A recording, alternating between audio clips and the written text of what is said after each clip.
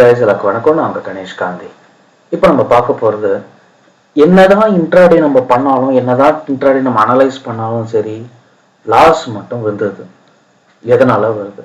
நம்ம மற்றவங்கள ஃபாலோ பண்ணி லெவல்ஸ் எடுத்தாலும் லாஸ் வருது, நம்மளே அனலைஸ் பண்ணாலும் லாஸ் வருது. அனலைஸ் படி பார்த்தா எல்லாமே கரெக்டு, ப்ராஃபிட் வர மாதிரி தான் இருக்கு. ஆனால் நம்ம ட்ரேடிங் மட்டும் பண்ண ஆரம்பிச்சாங்கன்னா அது லாஸ்ல போய் விழுது. என்ன பண்றது? எதனால இந்த தவறு நடக்குது? ஒருத்தர் ப்ராஃபிட்னு சொல்றாரு, அதே லெவலில் இன்னொருத்தர் லாஸ்ன்னு மாறுது. எதனால இந்த பிரச்சனை வருது அப்படின்னு பார்த்தீங்கன்னா, நம்ம ஒரு 5 தப்பு பண்றோம்னு வச்சுப்போமே. அந்த 5 தப்பை தீர்த்துக்கிட்டோம் அப்படின்னா நம்ம தான் இன்ட்ராடேல கிங்கு. ஓகேவா? இப்போ அந்த 5 தப்பு என்ன, அந்த 5 தப்பை எப்படி கியூப் பண்ணிக்கிறது அப்படிங்கிறத பார்க்க போறோம். இதை ஸ்கிப் பண்ண வேண்டாம், ஏன்னா இது கொஞ்சம் டீட்டெயில்டாக போகுங்கிறதுனால மேபி பெரிய வீடியோவாக வரலாம். ஓகேங்களா? ஸோ டைமை பார்த்துட்டு ஸ்கிப் பண்ணாமல் ஜஸ்ட் ரிலாக்ஸாக பாருங்க. ஏன்னா இந்த வார்த்தைங்க நான் ரொம்ப ஷார்ட்டாக கொடுத்துருக்கேன், ஆனால் இதோட மீனிங் வேற. Okay, I mean detailed meaning வேற. இப்போ first of all set trading day and time. Trading day and time அப்படின்னு எடுத்துக்கிட்டிங்கன்னா, வாரத்தில் நம்ம 5 நாள் ட்ரேட் பண்ணலாம். Monday, Tuesday, Wednesday, Thursday, Friday trade பண்ணலாம் இல்லைங்களா? இந்த 5 நாளில் இப்போ நான் ஒரு இன்ட்ராடே பிகினராக இருந்தாலும் சரி, எக்ஸ்பர்ட்டாக இருந்தாலும் சரி, நான் மற்றவங்களை ஃபாலோ பண்றவனா இருந்தாலும் சரி, நான் ஓன் அனலைஸா பண்றவங்களா இருந்தாலும் சரி, இப்போ நான் என்ன பண்றேன்னா, ஃபர்ஸ்ட் ஒரு ட்ரேடிங் டேல நான் என்னோட கான்செப்டை பார்க்குறேன். எது? நான் வந்து இன்ட்ராடேல என்னென்ன ட்ரேட் பண்ணணும் அப்படிங்கிறத நான் முதல்ல முடிவு பண்ணிக்கிறேன். இதை நான் எப்படி ஃபர்ஸ்ட் நான் இதை உங்களுக்கு அலைன்மெண்ட் மாத்திடுறேன். ஃபர்ஸ்ட் நம்ம இப்படி போவோம், அப்போ கரெக்டா இருக்கும். ரைட். இப்போ நான் முதல்ல வந்து எதை ட்ரேட் பண்ணணும் அப்படிங்கிறத நான் முடிவு பண்றேன். அதை முடிவு பண்றதுக்கு முன்னாடி நான் என்ன முதலீடு பண்ணணும், என் ட்ரேடிங்க்கு என் கெப்பாசிட்டி என்ன, ஐ மீன் என்னுடைய முதலீடு பணம் தொகை என்னால எவ்வளவு நஷ்டம் வந்தா தாங்கி கொள்ள முடியுமோ அதுதான் உன் முதலீடு. நான் 5000 ரூபாய் தான் ட்ரேட் பண்ணி ப்ராக்டிஸ் பண்ண போறேன், அதுலதான் நான் முயற்சி பண்ண போறேன் அப்படின்னா உன் மார்ஜினே 5000 ரூபாய் தான். புரியுதுங்களா? 50000 ரூபாய் நஷ்டம் வந்தா பரவாயில்ல அப்படின்னா 50000 ரூபாய் தான் உன் மார்ஜின். இதை முதல்ல ஃபிக்ஸ் பண்ணிக்கோங்க. இதுல எந்த காம்ப்ரமைஸும் கிடையாது. ஓகேங்களா? எந்த தொகை நஷ்டமானா பரவாயில்ல அப்படிங்கிறதுல நீங்க தயாரா இருக்கிறீங்களோ அதுதான் இன்ட்ராடேவை பொறுத்த வரைக்கும் மார்ஜின். நீங்க என்ன அனலைஸ் பண்ணி என்னதான் சக்சஸ் ஆனாலும் முதல்ல உங்க மைண்டை இந்த இடத்துல செட் பண்றது முக்கியம். Fix your margin as a loss amount. I mean no problem. அது ஒரு பிரச்சனை இல்லாத பணம், அந்த நஷ்டம் எனக்கு ஏற்பட்டா பரவாயில்லை. ஸோ இதனால என்ன ஆகும், நீங்க கடன் வாங்கி தான் இந்த முயற்சியை எடுக்கிறீங்க, இந்த நஷ்டம் வந்தா பரவாயில்ல அப்படிங்கிற வார்த்தை உங்களுக்கு பெரும்பாலும் வராது. அப்ப இந்த தொகை வந்து உங்களுடைய லைஃப் ஸ்டைல்ல இருந்து தேவையில்லாதது. எல்லாருக்கும் பணம் தேவைதான், அதை உங்க மைண்ட் செட்டுக்கு நீங்க எடுத்துட்டு வரணுங்கிறதுக்காக நான் இந்த கான்செப்ட்ல சொல்றேன். ஸோ இப்போ நான் மார்ஜின் அமௌண்ட்டை ஃபிக்ஸ் பண்ண பிறகு இந்த மார்ஜின் அமௌண்ட்டுக்கு நான் இண்டெக்ஸியன் ஸ்கிரிப்டை ப்ரெஸ் பண்ணப்பேன். அதாவது ஸ்கிரிப்ட் இண்டெக்ஸுங்கிறது நம்ம ஆப்ஷன் ட்ரேடிங்காக யூஸ் பண்றது. Nifty, bank Nifty, finance Nifty, தென் மிட் கேப் நிஃப்டி, சென்செக்ஸ், இதெல்லாம் வரும். ஸ்கிரிப்டுங்கிறது நம்ம ஆப்ஷன்ல யூஸ் பண்றதோ இருக்கட்டும், ஆப்ஷன் ஈக்விட்டி ஃபியூச்சரா இருந்தாலும் இருக்கட்டும், ரிலையன்ஸ், எஸ்பிஐ எல்லாம் இருக்கு இல்லைங்களா, அதெல்லாம் வரும். ஸோ இப்போ நான் இந்த இண்டெக்ஸ் ஸ்கிரிப்டை யூஸ் பண்ணணும். ஸோ இப்போ நான் என்ன பண்ண போறேன்னா, ஃபர்ஸ்ட் ஆஃப் ஆல் நான் சொன்ன மாதிரி இந்த மார்ஜின் அமௌண்ட் நான் சொன்னேன் இல்லைங்களா, 5000 ரூபாய்னா 5000 ரூபாய் தான் உங்க ட்ரேடிங் அக்கௌண்ட்ல இன்ட்ராடேக்குன்னு யூஸ் பண்ணணும். அதுக்கு மேல நீங்க 1 ரூபாய் யூஸ் பண்ணக்கூடாது. அது நஷ்டமாச்சு அப்படின்னா மட்டும்தான் திருப்பி நீங்க கத்துக்கிறதுக்கு அடுத்த அமௌண்ட். இப்போ உதாரணத்துக்கு 5000 ரூபாங்கிறது 4500 ரூபாய் ஆச்சுன்னா மேல 500 ரூபாய் போட்டு நீங்க 5000 ரூபாய்க்கு யூஸ் பண்ணணும். அது லாபமாகி 6000 ரூபாய் ஆச்சுன்னா 1000 ரூபாய் எடுத்துக்கிட்டு மறுபடியும் 5000 ரூபாய்க்கு தான் நீங்க ப்ராக்டிஸ் பண்ணணும். இது ஆல்மோஸ்ட் நீங்க உங்க mind set okay I am good அப்படின்னு ஃபிக்ஸ் பண்ண பிறகுதான் உங்க மார்ஜின் அமௌண்ட்டை நீங்க இன்க்ரீஸ் பண்ணுவீங்க. இல்லைன்னா அதே 5000 ரூபாய் தான் நிற்பீங்க. ஓகேங்களா? 5000 ரூபாய், அடுத்தது 10000 ரூபாய், அதுக்கு அடுத்தது 20000 ரூபாய், அதுக்கு அடுத்தது 40000 ரூபாய், அதுக்கு அடுத்தது 80000 ரூபாய். இப்படிதான் உங்களுடைய மார்ஜின் சேஞ்ச் ஆகும். அது வரையும் நீங்க வெயிட் பண்ணணும். ஓகே, நான் இப்போ விஷயத்துக்கு வரேன். இப்போ நான் 5000 ரூபாய் எடுக்கிறேன் இல்ல 10000 ரூபாய் எடுக்கிறேன் அப்படின்னா நான் அதுக்கேற்ற ஸ்கிரிப்டையோ ட்ரேடிங்கோ தான் நான் பிக் பண்ணுவேன். ஸோ இப்போ நான் இதுக்கு என்னென்ன பண்ண முடியும், இண்டெக்ஸ் ஆப்ஷன்ஸ் ட்ரேட் பண்ணலாம். மேபி ஒன்ஸ் ஃபியூ ஸ்கிரிப்டில் ஆப்ஷன் ட்ரேடிங்ஸ் பண்ணலாம். இல்லைங்களா? ஸோ இப்போ நான் அந்த ஸ்கிரிப்டையும் எடுத்துக்கிறேன். இப்போ நான் எதை பண்ண முடியுமோ அதை மட்டும்தான் நான் எடுக்கிறேன். நிஃப்டி என்னால் இந்த ப்ரைஸுக்குள்ளே இருக்கிறத தான் பண்ண முடியும் அப்படின்னா நான் நிஃப்டி எடுக்கிறேன். இந்த ப்ரைஸுக்குள்ளே இருக்கிற பேங்க் நிஃப்டி தான் பண்ண முடியும்னா அந்த ப்ரைஸுக்குள்ளே இருக்கிறத மட்டும்தான் நான் எடுப்பேன். ஓகேங்களா? இப்போ இந்த ஸ்கிரிப்ட்ல நம்ம எடுக்கிறோம் பாருங்க. இதுல இன்னொரு விஷயத்த நம்ம பார்க்க வேண்டியது இருக்கு. இதுல இந்த ஆப்ஷன்ல எல்லாமே எக்ஸ்பைரி அப்படின்ட்டு ஒண்ணு இருக்கு இல்லைங்களா? ஸோ இந்த எக்ஸ்பைரி அப்படிங்கிறது யார் ட்ரேட் பண்ணலாம் அப்படின்னா, நஷ்டம் தான் ஆகும்னு தெரிஞ்சே ட்ரேட் பண்றவங்க. அதாவது இது வந்து லக்ல தான் மூவ் ஆகும். ஏன்னா இதுல இப்போ ஜீரோ ஹீரோவை பொறுத்த வரைக்கும் மார்க்கெட்டு மேல ஏற வேண்டியது, ஆனா ஒரு 5 பாயிண்ட் கீழே இறங்கினாலும் 10 ரூபாய்ங்கிறது உடனே 2 ரூபா ஆயிடும். புரியுதுங்களா? ஒரு 3 செகண்ட் சப்போஸ் ஜீரோ ஹீரோல அந்த டைம்ல இன்னைக்குதான் எக்ஸ்பைரி அப்படின்னா, சப்போஸ் அந்த லெவல் நகரவே இல்லைனாலும் 10 ரூபாய் இது 2 ரூபா ஆயிடும். அப்போ அந்த இடத்துல அந்த ரிஸ்க் பேட்டர்ன் இருக்கு. நீ அந்த பணத்தை எங்க யூஸ் பண்ணணும்னா, நீ இந்த 5000 ரூபாய் உதாரணத்துக்கு நான் 5000 ருபீஸ் இல்ல 5000 ருபீஸ் வச்சுக்கோமே. இப்போ நான் 5000 ரூபாய் என் மைண்டை ஃபிக்ஸ் பண்ணிக்கிட்டேன். இப்போ இந்த 5000 ரூபாயில நான் ஒரு 500 ரூபாய் லாபம் பார்த்தேன்.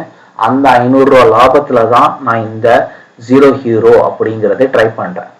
ஏன்னா அங்க டாபிக்கே என்னது, ஜீரோ இல்லைன்னா ஹீரோ. ஒண்ணு நீ நஷ்டமாயிடும், இல்லைன்னா டபுள் லாபமா கிடைக்கும் அப்படிங்கிறது தான் மீனிங். ஓகேவா? இப்போ நான் அந்த இடத்துல ஜீரோவும் ஃபிக்ஸ் பண்ணி தான் நான் உள்ள என்ட்ரேன். அப்போ ஜீரோவுக்கு நான் எப்படி எடுப்பேன்? அந்த 5000 ரூபாய் தான் என் மார்ஜின் ஆச்சு. நான் அது எப்படி எடுத்தவொடனே யூஸ் பண்ண முடியும்? என் அனலைஸ் படி எது கிளவரா இருக்கும் அதை தான் நான் யூஸ் பண்ணுவேன். அப்போ நான் என்ன பண்ணணும்? அந்த 5000 ரூபாயில நான் எதை லாபம் பார்த்தனோ அந்த லாபத்தொகையை வச்சு மட்டும்தான் நான் ஜீரோ ஹீரோ ட்ரை பண்ணுவேன். இல்லைன்னா அதை ட்ரேடே பண்ண மாட்டேன். ஓகேவா? இப்போ மண்டே வந்து மிட் கேப் நிஃப்டியோட எக்ஸ்பைரி.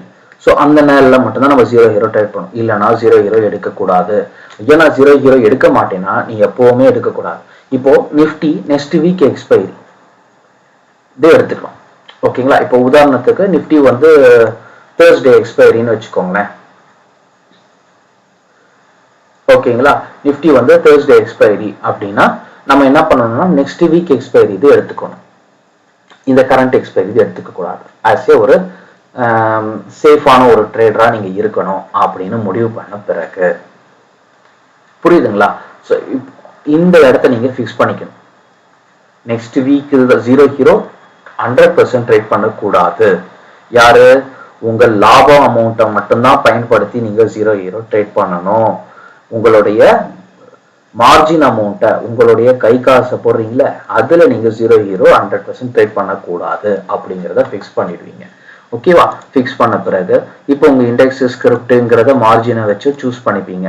இது ஆப்ஷன் ட்ரேடிங்கா இருந்தாலும் சரி, உங்களுடைய மார்ஜின் கால்குலேஷனுக்கு ஏற்ற மாதிரி நீங்க எடுத்துக்கலாம். ஒரு சிலர் என்ன பண்ணுவாங்கன்னா இன்ட்ராடேக்கு பதிலாக பிடிஎஸ்டி போவாங்க. ஒரு சிலர் வந்து ஆப்ஷன்ஸ்ல 10 days 15 days எடுத்துக்கலாம் அப்படிங்கிற மாதிரி போவாங்க. அது உங்களுடைய பர்சனல் விஷயம். இது 100% இன்ட்ராடேவுக்கு சூட் ஆகிறவங்களுக்கு பொருந்தக்கூடிய வீடியோ. ஸோ அவங்க சப்போஸ் இந்த ஸ்கிரிப்டை மாத்துறீங்க அப்படின்னா அதுல நீங்க எக்ஸ்பீரியன்ஸ் ஆக வேண்டியது இருக்கும். அது வரையும் நீங்க வெயிட் பண்ணணும். ஓகே, இப்போ நம்ம அடுத்ததா பார்க்க போறது ட்ரேடிங் டே அண்ட் டைம். இப்போ நான் இந்த எல்லாத்தையும் சூஸ் பண்ணிட்டேன். நிஃப்டி எடுத்துட்டேன், ஃபினான்ஸ் நிஃப்டி எடுத்துட்டேன். இதுல நான் எது ட்ரேட் பண்ணணும்? இதை நான் எல்லாத்தையும் ட்ரேட் பண்ண மாட்டேன்.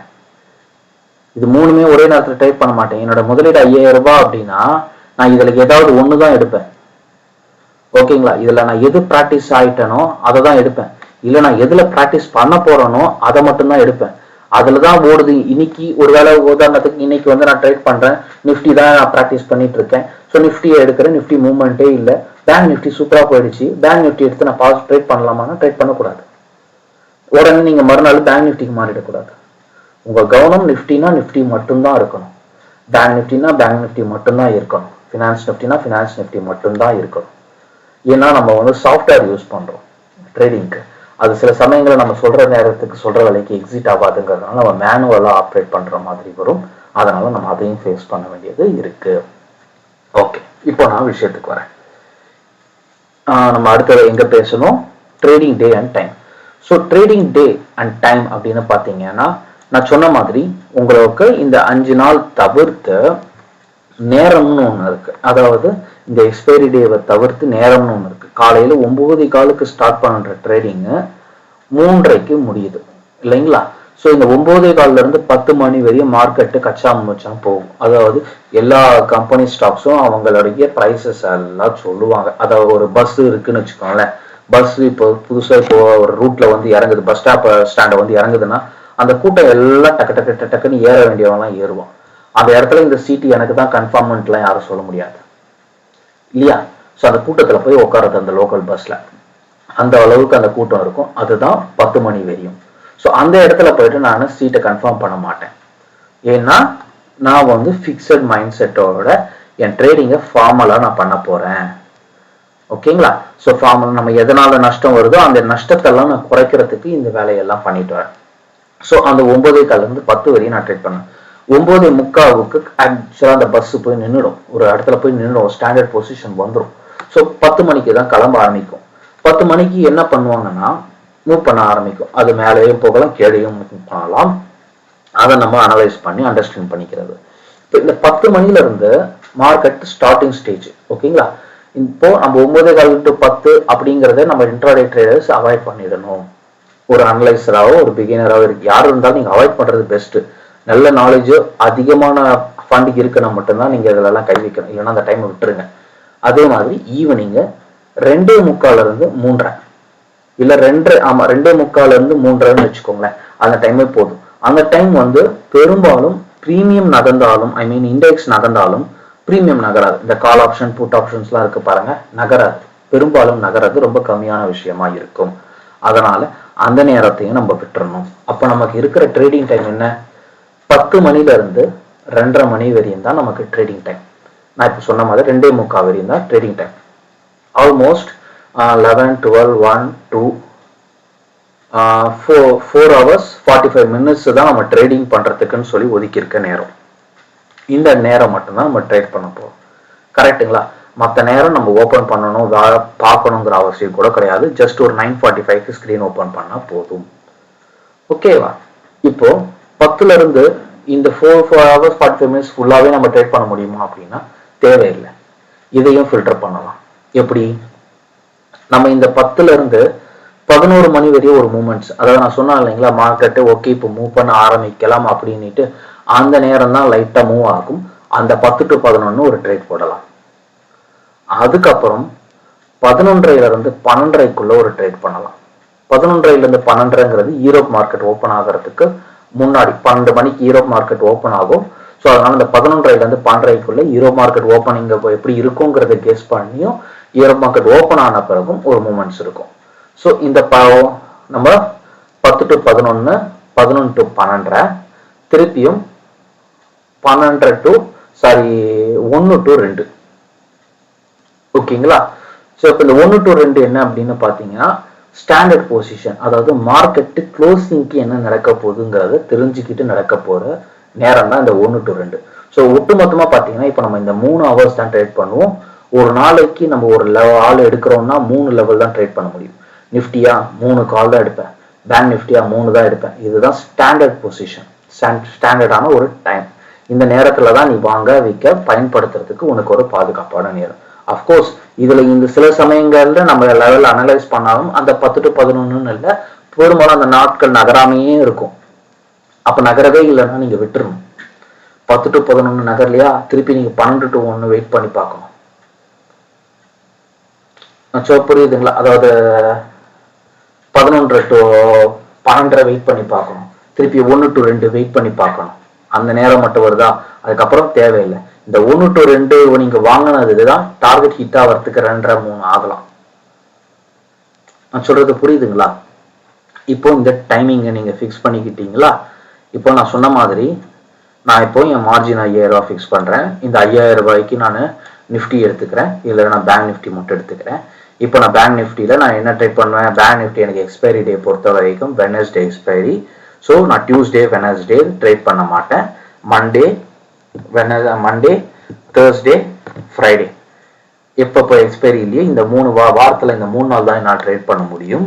ஓகேங்களா. சப்போஸ் நான் டியூஸ்டேவோ வெட்னஸ்டேவோ இந்த எக்ஸ்பைரினாலும் எக்ஸ்பைரிக்கு போது நான் ட்ரேட் பண்ணணும்னா நெக்ஸ்ட் வீக் இதுதான் எடுத்து ட்ரேட் பண்ணுறேன். ஸோ நான் வாரத்துக்கு 5 நாள் பேங்க் நிஃப்டி ட்ரேட் பண்ண போகிறேன் அப்படிங்கிற மாதிரி நான் ஃபிக்ஸ் பண்ணுறேன். எந்தெந்த 5 நாள்ன்றதை நான் ஃபிக்ஸ் பண்ணிட்டேன். இந்த 5 நாளும் இந்த நேரங்கள், அதாவது 10 to 11, 11 to 12 and then 1 to 2 இல்லைங்களா? இந்த 3 நேரங்கள்ல மட்டும்தான் நான் ட்ரேட் பண்ண போறேன் அப்படிங்கிறதையும் நான் ஃபிக்ஸ் பண்ணிட்டேன். ஓகேவா? இப்போ மணி 10 ஆகுது. நான் ட்ரேடிங் லெவல்ஸ் அனலைஸ் பண்றேன். இல்லை எனக்கு நான் இருக்கிற குரூப்ல எனக்கு அந்த லெவலை போஸ்ட் பண்றாங்க. இப்போ அவங்க ஒரு ஸ்டாப் லாஸ் சொல்லுவாங்க, ஒரு டார்கெட் சொல்லுவாங்க. உதாரணத்துக்கு buy above 10, stop loss 5, target 20 இல்லைன்னா 15 அப்படின்னு 15, 20, 25 அப்படின்னு வைக்கிறாங்கன்னா நீங்க பை அபவ் 10 அப்படிங்கறத சொல்லிட்டாங்க. நீங்க என்ன பண்ணணும்னா 10ங்கிறது 11க்கு வாங்கணும். 10னா 10 ரூபாய்க்கு வாங்கக்கூடாது. 10 ரூபாய்க்கு மேல கிராஸ் பண்ண பிறகுதான் வாங்கணும். அதுதான் கான்செப்ட். ஓகேங்களா? ஸோ 10 ரூபாய்க்கு மேல வந்த பிறகு வாங்குறீங்க. இந்த டார்கெட்டை 15 அப்படிங்கிறத 15 வைக்காம 14 இல்ல 14.50 அப்படிங்கிற மாதிரி வைக்கிறீங்க. ஏன்னா சில சமயங்கள்ல நம்ம அந்த 1 பாயிண்டால மிஸ் ஆகிறதுக்கு வாய்ப்பு இருக்கு. ஒண்ணு ஞாபகம் வச்சுக்கோங்க, இது நீங்க உங்க ஓன் அனலைஸ் பண்ணாலும் எல்லாரும் ஒரே லெவல் எடுத்தீங்கன்னா இந்த ப்ராப்ளமை ஃபேஸ் பண்ணும். நான் சொன்ன மாதிரி 1 பாயிண்ட் 2 பாயிண்ட் டிஃபரன்ஸ் வருது. அப்படி இல்லை, நீங்க மற்றவங்க சொல்றதை ஃபாலோ பண்றீங்க, அவங்க ஒரு ப்ரீமியம் சொல்றாங்க. உதாரணத்துக்கு அவங்க பேங்க் நிஃப்டியில ஒரு பர்டிகுலர் கால் ஆப்ஷனை சொல்றாங்க, என் ப்ரீமியம் என்னோட மார்ஜின் வேற இருக்கு அப்படின்னா அவங்க எதை சொல்றாங்களோ அதுக்கு ஈக்குவலா நீங்க வேற ஒன்று எடுத்துக்கணும். இப்போ நான் உதாரணத்துக்கு இவங்க 10ன்னு சொல்ல நான் 100 ரூபா கெப்பாசிட்டியில இருக்க ஸ்கிரிப்டை வாங்க முடியும் அப்படின்னா நான் 100 ரூபாய் இது வாங்கிக்கிறேன். எப்போ இது 10 ரூபாய் ஹிட் ஆக சொல்லோ, அந்த 10 ரூபா கிராஸ் பண்ண சொல்லோ நான் அந்த 100 ரூபா கிராஸ் பண்றதை வாங்கிக்கிறேன். இப்போ இதான் டார்கெட் 15 ரூபா போக சொல்லோ, இங்க அங்க என்ன இருக்கோ அந்த பிரைஸ்க்கு நான் அதை வித்துறேன். அதாவது 100 ரூபாங்கிறது ஒருவேளை 150 ரூபாய்க்கு போச்சுன்னா நான் அந்த 150 ரூபாய்க்கு வித்துறேன். 125 தான் போயிருக்கேன்னா 125 ரூபாய்க்கு வித்துருவேன். எப்போ இந்த 15 ஹிட் ஆக சொல்லும். ஸ்டாப் லாஸ் இங்க 5 ஹிட் ஆகுது அப்படின்னா அந்த ஸ்டாப் லாஸ் என்ன அப்ப இங்க ஹிட் ஆகுதோ அந்த ஸ்டாப் லாஸ் நான் எக்ஸிட் ஆயிடுறேன். இந்த ஸ்டாப் லாஸ் நான் காம்ப்ரமைஸ் பண்ண மாட்டேன். இந்த டார்கெட்டை நான் காம்ப்ரமைஸ் பண்ண மாட்டேன். ஆக்சுவலா இந்த அப்பயே இந்த 3 லெவல் அவங்க போஸ்ட் பண்றாங்க. இந்த லெவல் ஏன் பிரேக் பண்றாங்க? அவங்க கான்ஃபிடென்ட்டா ஒரே ஒரு லெவல் கொடுக்கலாம்ல, எதுக்கு 3 லெவல் கொடுக்குறாங்க? ஓகே, இதோட மீனிங் என்னன்னா இப்போ buy above 15, stop loss 10, target 20 அப்படிங்கிறது தான் இதோட மீனிங். ஓகேங்களா? Buy above 20, stop loss 15, target 25. இதுதான் அவங்களுடைய மீனிங். நம்ம ஒரே நேரத்துல இப்ப நாங்க லெவல் போஸ்ட் பண்ண சொல்ல அவங்களுக்கு நேரம் எடுக்கும் அப்படிங்கிறதுனால அவங்க இந்த மாதிரி பிரேக் கொடுத்து போடுவாங்க. ஓகேங்களா? இந்த 15ங்கிறது சில சமயங்கள்ல 15ங்கிறது 16, 17ன்னு எடுத்துக்கணும். நான் சொல்றேன் இல்லைங்களா, இந்த 10ங்கிறது 11 மாத்திக்கிறோம், 15ங்கிறது 16 மாத்திக்கணும், 20ங்கிறது 21 மாத்திக்கணும் அப்படின்ட்டு சொல்றோம்ல, அந்த மீனிங் தான். ஓகேங்களா? ஸோ அந்த ஸ்டாப் லாஸ் அந்த டார்கெட்டையும் நீங்க ஃபிக்ஸ் பண்ணணும். சப்போஸ் நீங்க அனலைஸ் பண்ணிருக்கீங்க அப்படின்னா, ஒரு கரெக்டா அனலைஸ் பண்றீங்கன்னா இதுதான் டார்கெட்னா நீங்க எடுத்தவொடனே 22ன்னு ஃபிக்ஸ் பண்றீங்க. நீங்க அந்த 22க்கு டார்கெட்டுக்கு வந்தா எக்ஸிட் ஆகிறதுக்கு ரெடியா இருப்பீங்க. ரொம்ப நேரம் ஆச்சு, போர் அடிச்சுது அப்படின்னா நீங்க 15, 20ங்கிறது உங்க எக்ஸிட். ஆனா என்ன பொறுத்த வரைக்கும் நீங்க வச்ச டார்கெட்டுக்கு கரெக்டா எக்ஸிட் ஆகுறதும் இல்ல உங்க ஸ்டாப் லாஸுக்கு எக்ஸிட் ஆகுறதும் தான் புத்திசாலித்தனம். ட்ரேட் ஸ்டாப் லாஸ் அப்படிங்கிறது இப்போ காலகட்டங்கள்ல ரொம்ப கஷ்டமான ஒரு விஷயமா இருக்கு, உண்மையை சொல்லணும்னா. ஏன்னா நிறைய பேர் ட்ரேடர் இங்க ஸ்டார்ட் பண்ணிட்டாங்கன்றதுனால வால்யூம் ரொம்ப ஓவரா இருக்கு. அதனால ட்ரேட் ஸ்டாப் லாஸ் ஃபாலோ பண்றது ரொம்ப டஃப்பான ஒரு விஷயமா நான் ஃபேஸ் பண்றேன். அதனால இப்போ நீங்க பொறுத்த வரைக்கும் உங்க ஸ்டாப் லாஸ் என்ன, உங்க டார்கெட் என்ன, அவங்க எவ்வளவு சொன்னாலும் உங்களுடைய ஸ்டாப் லாஸ் உங்க டார்கெட்டுங்கிறத நீங்க ஃபிக்ஸ் பண்ணிக்கணும். ஓகேங்களா? இப்போ இன்னொருத்தர் லெவலில் ஸ்டாப் ஃபாலோ பண்றீங்கன்னா அந்த பர்சன் ஸ்டாப் லாஸ் இதுதான் சொல்லிட்டாருன்னா உங்களால காம்ப்ரமைஸ் பண்ண முடியாது. டார்கெட்டை காம்ப்ரமைஸ் பண்ணலாம். 22ங்கிறது நீங்க 20 கூட எக்ஸிட் ஆகலாம். ஏன்னா உங்க லாபத்தை தான் நீங்க குறைச்சிக்கிறீங்க. ஆனா நஷ்டத்தை நீங்க இங்க காம்ப்ரமைஸ் பண்ணக்கூடாது. நான் இப்போ நீங்க 11 சொன்னீங்க, நான் ஸ்டாப் லாஸ் 5 சொல்றீங்க, ஆனா நான் 7 தான் எடுத்துப்பேன் ஸ்டாப் லாஸ் அப்படின்னா அது நஷ்டத்தை தான் கொடுக்கும். ஏன்னா இது அவங்களோட அனலைசிஸ், அவங்க என்ன சொல்றாங்களோ அதை தான் நீங்க ஃபாலோ பண்றீங்கிறதுனால இந்த ரேஞ்ச் உங்களால ஃபாலோ பண்ணி இந்த ரேஞ்சுக்கு உங்களால ட்ரேட் பண்ண முடியுமா முடியாதாங்கிறத தான் நீங்க இந்த மார்ஜின்ல எடுத்திருப்பீங்க. அந்த மார்ஜினுக்கும் இதுவும் பொருந்ததுன்னா மட்டும்தான் நீங்க எடுப்பீங்க, இல்லைன்னா எடுக்க மாட்டீங்க.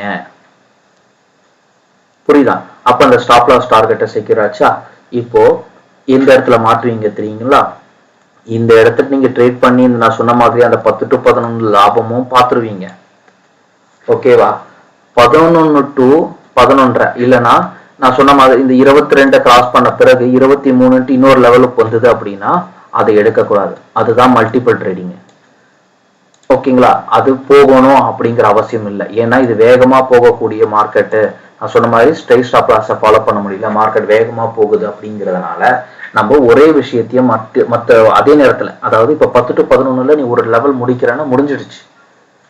ஒரு கால் ஆப்ஷன் எடுக்கிறேன், அனலைஸ் பண்ணேன், கால் ஆப்ஷன் எடுக்கிறேன், முடிஞ்சிடுச்சு. அது மறுபடியும் நீ என்ட்ரே ஆகுனாலும் வேஸ்ட், தேவையில்லை.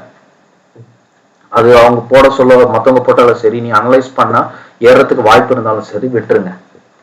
அந்த 10 to 11 ஒரே ஒரு லெவல் டார்கெட்டா, ஸ்டாப் லாஸ் ஹிட்டா விட்டுருங்க, டார்கெட் ஹிட்டா ஹாப்பி, விட்டுருங்க. அதே நேரத்தில் இன்னொரு லெவல் எடுக்காதீங்க, அந்த லெவலை ஃப்ரீயா விட்டுருங்க. மார்க்கெட்டை அந்த 10 to 11 ஃப்ரீயா விட்டுருங்க. மறுபடியும் எனக்கு லாபம் வேணும் அப்படின்னா நீங்க அடுத்த லெவல் எடுக்கலாம். எப்போ? 12 to 1 அந்த நேரத்தில் எடுக்கலாம். இல்லையா அன்னைக்கு ஃபுல்லாவே மார்க்கெட்டை க்ளோஸ் பண்ணிட்டு போயிடுங்க. இப்போ 12 to 1 எடுக்கிறீங்க. இந்த 12 to 1 என்ன பண்ணணும்? இப்போ நான் உதாரணத்துக்கு பேங்க் நிஃப்டி சொல்றேன் இல்லைங்களா? பேங்க் நிஃப்டி நான் முடிவு பண்ணிட்டேன், ஸ்டாப் லாஸ் முடிவு பண்ணிட்டேன், டார்கெட்டை முடிவு பண்ணிட்டேன்.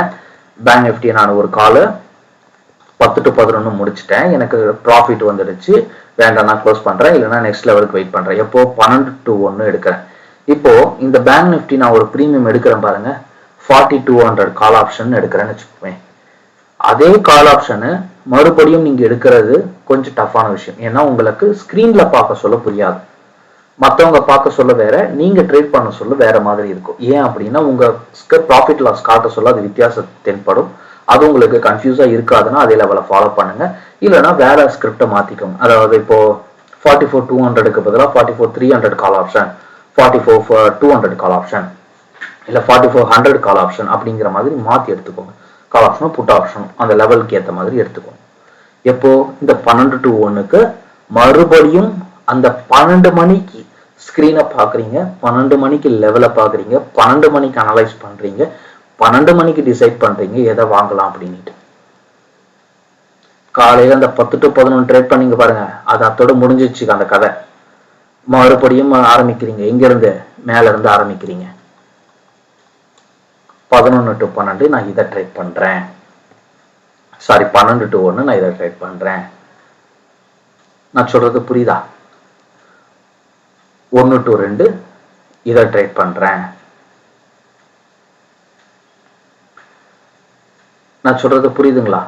ஸோ 11 to 12 இதை பண்றேன், 1 to 2 இதை பண்றேன் அப்படிங்கிற மாதிரி நான் ஃபிக்ஸ் பண்றேன். இதுல ஒரு சிலர் என்ன பண்ணுவாங்கன்னா 10 to 11 நிஃப்டியை ட்ரேட் பண்ணுவாங்க, 11 to 12 வந்து பேங்க் நிஃப்டியை ட்ரேட் பண்ணுவாங்க, 1 to 2 வந்து ஃப்ரீயா விட்டுருவாங்க, இல்லைன்னா எக்ஸ்பைரி கால்ஸ் எடுப்பாங்க. இதுதான் எனக்கு தெரிஞ்சு இன்ட்ராடேல அதிகமா ஃபாலோ பண்ற அந்த 3 விஷயங்கள். அதை மட்டும் உங்களுக்கு எது செட் ஆகுமோ அதை எடுத்துக்கோங்க. இதை நீங்க இப்ப நான் சொன்ன இந்த 5 விஷயத்த நீங்க தெளிவா பண்ணீங்கன்னா கண்டிப்பா 100% லாஸ் வராது. அப்படியும் லாஸ் வருது அப்படின்னா உங்களுக்கு 2 காரணங்களால தான் லாஸ் வரும். ஃபர்ஸ்ட் ஒன்னு, உங்க சாஃப்ட்வேர் வேலை செய்யாம போயிருக்கலாம், உங்க வெப்சைட்டோ நீங்க யூஸ் பண்ற புரோக்கரேஜ் சாஃப்ட்வேர்ஸ் வேலை செய்யாம போயிருக்கலாம். ரெண்டாவது, 3 விஷயங்கள் வரும். ஃபர்ஸ்ட் ஒன் நான் சொன்ன அந்த சாஃப்ட்வேர் ப்ராப்ளம். செகண்ட் ஒன்னு, மார்க்கெட்ல நீங்க அனலைஸ் பண்ண பிறகும் மார்க்கெட் மூவ் ஆகாம இருக்கிறது. மேலே ஏற வேணும்னு நினைப்பீங்க, மேலேயும் ஏறாம கீழே ஏறாம அப்படியே நிக்கிறது. இது ஒண்ணு. மூணாவது, நம்ம அனலைஸுக்கு ஆப்போசிட் டைரக்ஷன், அதாவது மேனுவல் மூவ்மெண்ட்னு சொல்லுவாங்க. டெக்னிக்கலா நம்ம அனலைஸ் பண்ணது கரெக்டா இருந்தாலும் அதற்கு எதிர் திசையில பயணிக்கிறது. புரியுதுங்களா? இதுதான் ஸ்ட்ராட்டஜி. இப்போ இதுல இன்னொன்னு ரிஸ்க் பேட்டர்ன் நான் சொன்னேன் பாருங்க, இந்த ஜீரோ ஹீரோன்ட்டு. இந்த ஜீரோ ஹீரோல இன்னொன்னையும் சேர்த்துக்கோங்க.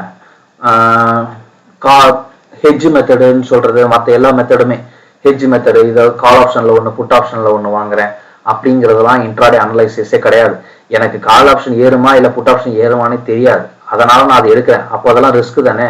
அப்போ அது ஒரு அனலைஸ், அதுக்கு அனலைஸே கிடையாது. ஆக்சுவலாக அது அனலைஸ் கிடையாது. எது வேணாலும் ஏறும் அப்படிங்கிறது எனக்கு தெரியும், அதனால நான் இந்த லெவலை யூஸ் பண்றோம். எது? ஹெட்ஜ் மெத்தடை யூஸ் பண்றோம். கால் ஆப்ஷன் ஒன்று, புட் ஆப்ஷன் ஒன்று, ரெண்டுத்தையும் வாங்குறோம். ஓகேவா? ஸோ இந்த 5 தவறுகளை மட்டும் நீங்க செய்யாம இருந்து பாருங்க. ஒரு 2 வீக்ஸ் ப்ராக்டிஸ் பண்ணி பாருங்க. நான் சொன்ன மாதிரி 100% உங்களுக்கு சக்சஸ் வரும். All the best. Take care. By.